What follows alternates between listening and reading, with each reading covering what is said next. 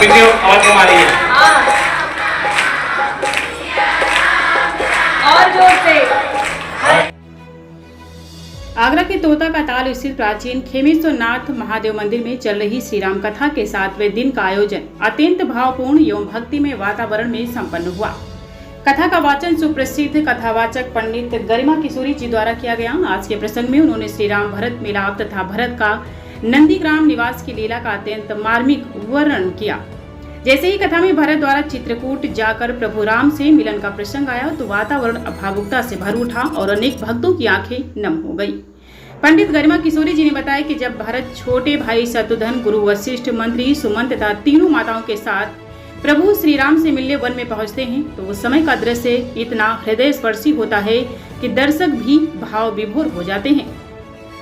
भरत बार बार राम से अयोध्या लौटकर राजपाट संभालने का आग्रह करते हैं, लेकिन मर्यादा पुरुषोत्तम राम रघुकुल की परंपरा का वास्ता देकर वनवास निभाने पर अडिग रहते हैं। अंततः भरत प्रभु श्री राम की खड़ाऊ लेकर नंदीग्राम लौट आते हैं और उन्हें ही राजगद्दी पर स्थापित कर स्वयं तपस्वी जीवन जीते हैं।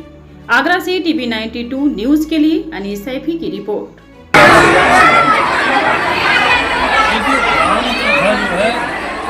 इसका व्याख्यान करना तो बहुत कठिन है, लेकिन जो चरित्र महाराज जी ने सुनाया है भरत जी का चरित्र, जिसमें कहा कि वाणी अवरुद्ध हो जाती है। कहते हैं शुद्ध तारा और लक्ष्मी पापी देवी हो, सत्संगत और हरिकथा तुलसी दुर्लभ हो,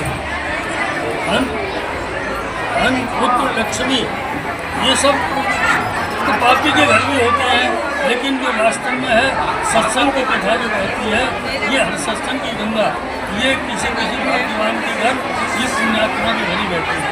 और ये कभी बहती है जब जन्म जन्मांतरों के पुण्य एकत्रित होते हैं, तो उन पुण्यों के प्रभाव से हमें ये राम कथा सुनने को मिलती है। अन्यथा राम कथा बहुत ही दुर्लभ वस्तु है। कौन राम का चरित्र गा सकता है?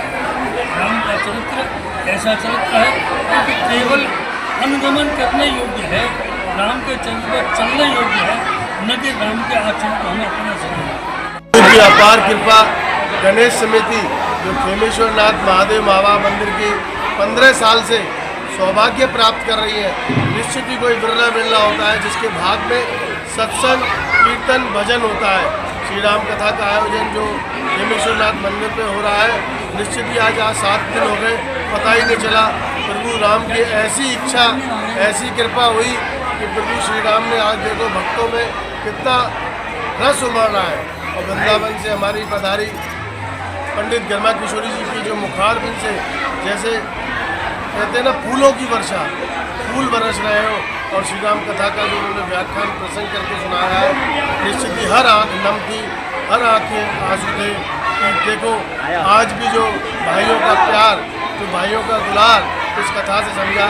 प्राणी को ये समझना चाहिए संसार में सिर्फ नाम ही चलेगा, बाकी सब बेकार है। जय श्री राम।